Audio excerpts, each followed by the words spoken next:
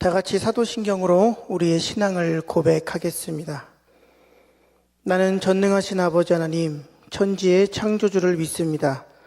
나는 그의 유일하신 아들, 우리 주 예수 그리스도를 믿습니다. 그는 성령으로 잉태되어 동정녀 마리아에게서 나시고 본디오 빌라도에게 고난을 받아 십자가에 못 박혀 죽으시고 장사된 지 사흘 만에 죽은 자 가운데서 다시 살아나셨으며 하늘에 오르시어 전능하신 아버지 하나님 우편에 앉아 계시다가 거기로부터 살아있는 자와 죽은 자를 심판하러 오십니다. 나는 성령을 믿으며 거룩한 공교회와 성도의 교제와 죄를 용서받는 것과 몸의 부활과 영생을 믿습니다. 아멘. 다 같이 찬송가 415장 찬양하겠습니다.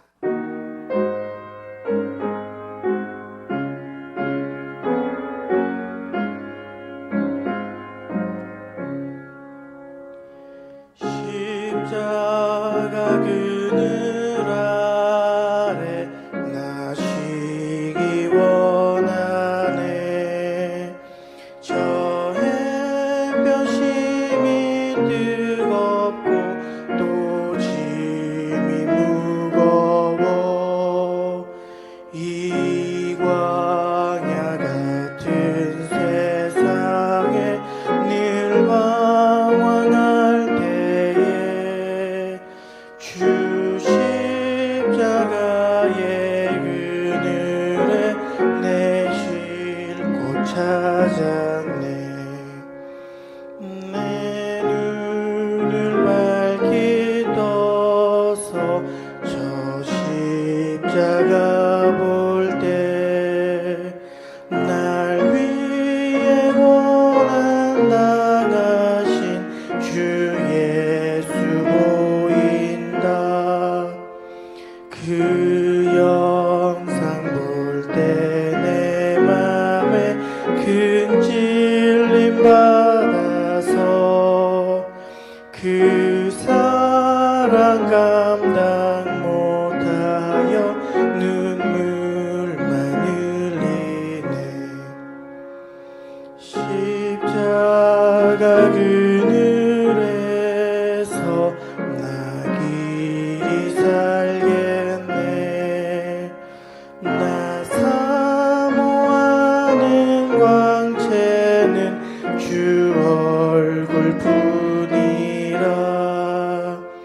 이 세상 나를 버려도 나 두려움 없네. 내 한량 없는 영광은 십자가뿐이라. 아멘. 이 시간 우리에게 주신 하나님 말씀은 시편 122편 6절에서 9절까지의 말씀입니다. 구약성경 897쪽에 있는 시편 122편 6절에서 9절까지의 말씀을 제가 받들어 읽겠습니다. 예루살렘을 위하여 평안을 구하라. 예루살렘을 사랑하는 자는 형통하리로다. 내 성 안에는 평안이 있고 내 궁중에는 형통함이 있을지어다. 내가 내 형제와 친구를 위하여 이제 말하리니 내 가운데에 평안이 있을지어다. 여호와 우리 하나님의 집을 위하여 내가 너를 위하여 복을 구하리로다. 아멘. 여러분은 살아가시면서 누구의 평안과 형통을 바라고 계십니까? 누구의 평안과 형통을 위해 기도하고 계십니까? 그 대상들을 가만히 들여다보면 많은 경우에 내가 사랑하는 사람들, 내가 사랑하는 바로 그 대상을 위해 우리는 하나님을 향해 형통과 평안을 간구하고 있습니다. 그런데 오늘 시편 122편에서는 예루살렘을 향한 평안과 형통을 구하는, 그리고 그것이 바로 사랑의 근거였다고 하는 사실을 오늘 본문 6절 말씀을 통해서 이렇게 기록해 주고 있는 것을 발견할 수 있습니다. 예루살렘을 위하여 평안을 구하라. 예루살렘을 사랑하는 자는 형통하리로다. 예루살렘을 사랑하기에 예루살렘을 위해 평안과 형통을 소망하고 있다는 고백입니다. 이 고백이 담고 있는 의미가 무엇인지를 이해하려면 다윗이라는 인물을 떠올려 보면 대번에 그 중요한 의미를 우리가 알아챌 수 있습니다. 하나님의 언약의 상징인 언약궤가 이리저리 옮겨 다닐 때에 다윗이 그것을 시온산이라고 하는 이 예루살렘으로 옮기기를 시도하지 않습니까? 그래서 그것이 시온산 예루살렘에 안착이 되었을 때에 다윗이 얼마나 기뻐 뛰며 춤추며 모습을 보였습니까? 모세에게 약속하신 성소가 예루살렘에 모셔지는 것이 확정되는 것을 보면서 마치 어떤 한 도시가 세계인의 축제인 올림픽을 개최하기로 유치가 확정이 될 때에 환호하는 것 같은 놀라운 모습을 다윗이 보이고 있습니다. 다윗은 지금 이 예루살렘이라는 도시의 외적인 웅장함이나 아름다움의 근거에서 이런 반응을 보인 것이 아니라 바로 시온산 예루살렘이 이제 영광스러운 하나님이 임재하시는 그 처소가 되었다고 하는 그 사실이 너무너무 좋고 그것이 너무 감격스럽고 너무 황송해서 그로 말미암아 기뻐하고 그로 말미암아 고백을 하고 있는 것입니다. 이러한 하나님의 임재하시는 처소로서의 시온 예루살렘, 다윗은 그것을 너무너무 사랑했고 그래서 형통과 평안을 구하지 않을 수 없었다는 고백입니다. 하나님과 하나님의 백성, 하나님과 자신과의 이 아름다운 언약이라는 대단한 중요한 영적 의미가 이 구절 안에 그대로 녹아져 있습니다. 사랑하는 성도 여러분, 우리가 인생을 살아가면서 여러 가지 기뻐할 일들이 있겠습니다만 가장 기뻐해야 할, 가장 마음속 중심으로부터 소망하고 열망해야 될 것이 있다면 오늘 시편 122편이 보여주고 있는 하나님의 임재, 하나님의 영광이 나타나시는 이 하나님의 임재, 그것을 향한 우리의 사랑하는 마음, 그것이 필요하다는 것입니다. 시대가 지나갈수록 요즘 우리가 살고 있는 것처럼 교회가 세상으로부터 공격을 당할수록 우리는 이 소중한 마음을 점점점 잃어가게 됩니다. 이 소중한 마음이 점점 희석화되기를 시작합니다. 이러한 시대를 살아가는 우리들이야말로 오늘 시편 122편에서 고백하고 있는 이 예루살렘을, 하나님의 임재를, 하나님의 영광이 나타나는 그곳을 사모하는 이 거룩한 열심, 이 열정이 다시 한번 우리 가운데에 불같이 일어날 수 있기를 주님의 이름으로 축복합니다. 이어지는 7절 말씀에 보면 내 성 안에는 평안이 있고 내 궁중에는 형통함이 있을지어다라고 이어지는 고백을 들려주고 있습니다.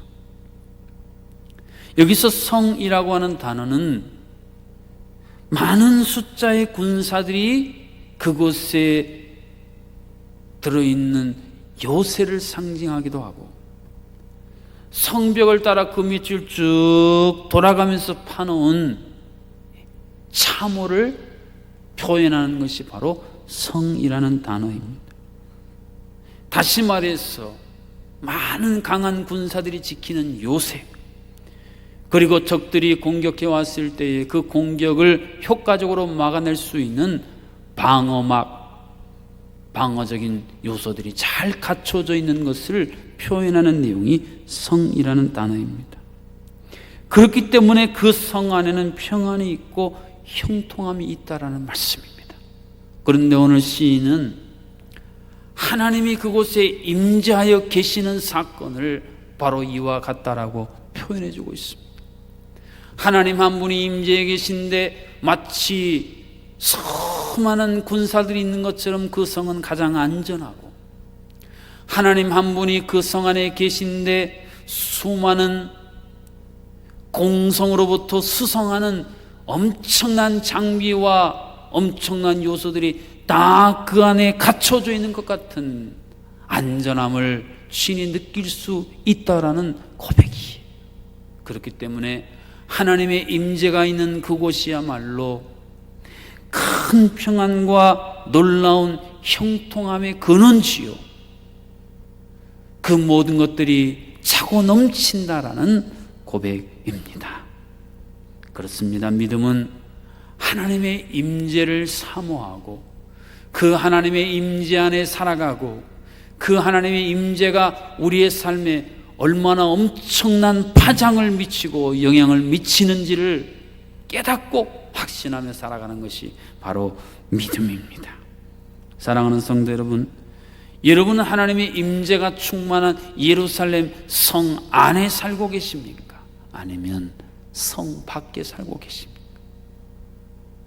예전에 여러분, 성 안에 사는 것과 성 밖에 사는 것은 삶의 질이 너무 큰 차이가 있었어요. 성 안에 살면요, 노략질하는 사람들 함부로 못 들어오고,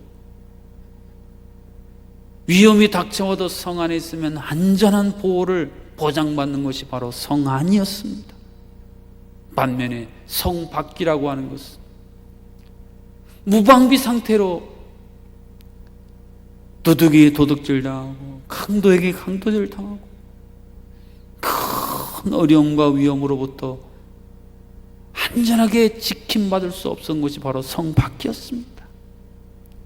오늘 우리가 이 세상을 살아가면서 하나님의 임재의 영광인 예루살렘 성 안에 사는가, 아니면 성 밖에 살고 있는가, 우리의 삶의 현실, 무엇보다도 우리의 믿음의 중심에 엄청난 영향을 미치는 중요한 기준이 되고 있습니다. 평안과 형통의 핵심이 무엇인지를 모른 채로 전혀 엉뚱한 곳에서 평안과 형통을 혹시 찾고 있지는 않습니다.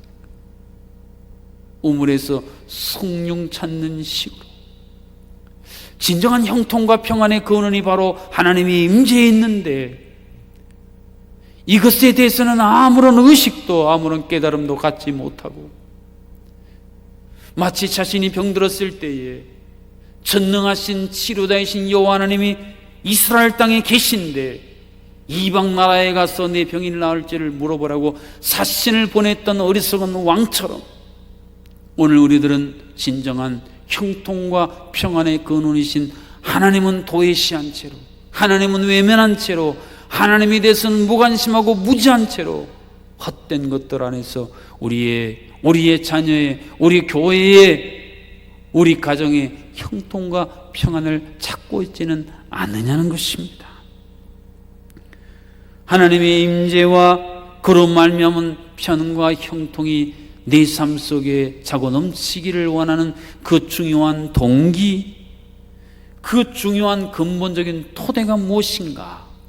오늘 하나님의 시인을 통해 그것은 사랑이어야 한다라고 말씀해 주고 있습니다. 목마른 사슴이 시냇물을 찾기에 갈급함같이 내 영혼이 하나님을 사모하여, 하나님 도대체 어디에 계십니까? 하나님 도대체 어디에 계십니까? 내가 아무리 목놓아 불러도 내 앞에 나타나지 아니하시나이까? 내가 이렇게 눈물을 흘려도 하나님, 나는 그 하나님을 볼 수가 없습니다. 내 발이 부르트도록 내가 하나님을 찾기에 이렇게 애쓰고 힘써도 하나님이 내게 보여주시지 아니하시니, 그래서 내 삶은 진정 기쁨도 행복도 보람도 감격도 없는 삶이 아닙니까? 하나님 사랑합니다. 하나님 사랑합니다. 또 사랑합니다. 내 모든 것 다하여 하나님 사랑합니다. 이러한 사랑, 요한계시록의 표현을 빌리자면 첫사랑, 잃어버린 첫사랑이 다시 우리 안에 샘처럼 솟아나고, 식어버린 사랑이 다시 한번 뜨거운 열기로 우리 안에 호렙산에 모세가 보았던 떨기나무 불꽃처럼 타오를 때에 우리는 그 하나님의 놀라운 사랑에, 그 임재 아래 살아가는 자들이 되어질 수 있고, 이러한 삶이야말로 평안이 넘치고 형통으로 가득 찬 바로 그 삶이 아닐 수 없습니다.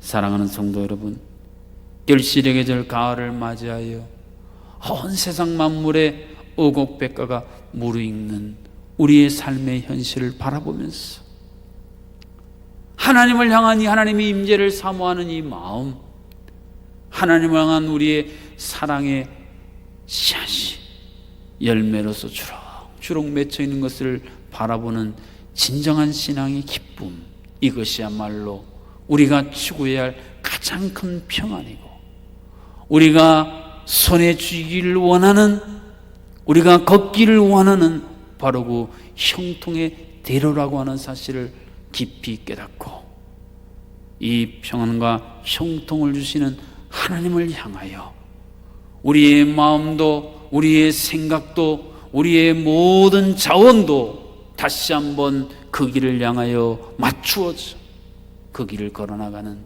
은혜를 회복하실 수 있기를 주님의 이름으로 축복합니다. 기도하시겠습니다.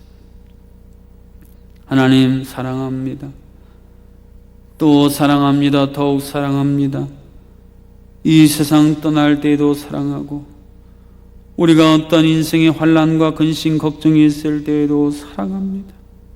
하나님의 임재를 사모하지 못하고 아버지, 우리의 평화와 형통을 헛된 것들로부터 찾아 헤매는 잡을 수 없는 무지개를 쫓아다니고 있는 우리의 어리석음을 용서하여 주시고, 이제 하나님의 임재를 사모하여 기뻐하며 모든 것을 헌신했던 다윗처럼 오늘 내가 살아가는 삶이 하나님의 임재의 예루살렘이 되게 하시고, 우리 가정이 하나님의 임재의 시온산이 되게 하여 주시옵소서. 그리하여 그 하나님의 임재, 그 하나님은 우리의 사랑의 고백이 충만하여 그것이 우리의 평안이 되게 하시고 우리 인생의 형통한 길이 되게 하여 주시옵소서. 새로운 시효를 우리가 알아로 살아가고 있을 때에 하나님 아버지, 오곡백과가 무르익는 이 결실의 계절을 맞이하여 우리의 신앙도 아름답게 열매 맺게 하여 주시고, 우리 한국교회도, 우리 교회도, 이 나라 민족도 하나님을 향한 영광스러운 열매를 맺는 은총을 베풀어 주시옵소서. 포괄적 차별금지법을 통하여 하나님의 임재를 가로막는 모든 악한 계계들은 무너지게 도와주시고, 이 제주 땅, 이 나라의 민족 하나님 주여 보호하여 주시옵소서. 살아계신 아버지 하나님, 내일 일을 알 수 없는 연약한 우리의 오늘의 한계와 부족함을 주 앞에 올려드리오니 주여 기억하시고 긍휼히 여겨주시고, 하나님이 부어주시는 놀라운 샘을 공급받아 독수리의 날개침이 올라감 같게 하시사 환우들도, 지쳐 쓰러진 심령들도, 낙심한 자녀들도, 아버지 주여 사역의 사업에 실패한 이들도 모두 다 이 하나님의 임재의 영광에 놀라운 은혜 나감으로 말미암아 다시 한번 샘 얻어 승리케 하여 주시옵소서. 예수님의 이름으로 기도하옵나이다. 아멘. 이제는 이 땅에 오셔서 하나님의 임재의 영광이 무엇인지를 친히 보여주신 우리 주 예수 그리스도의 놀라우신 은혜와 우리의 평안과 형통의 근원이 되어주시는 하나님 아버지의 크신 사랑하심과 이 사실을 깨닫고 마음 중심으로 하나님의 임재를 사모케 하시는 보혜사 성령 하나님의 교통하심이, 그렇게 살기로 결단한 모든 하나님의 백성들, 코로나19로 가운데 고통 가운데 이 땅 가운데 온 세상 열방 가운데에 추석을 맞이하여 먼 길로 가는 모든 성도님들의 발걸음 가운데에 이제로부터 영원토록 함께하여 주시기를 간절히 축원하옵나이다. 아멘.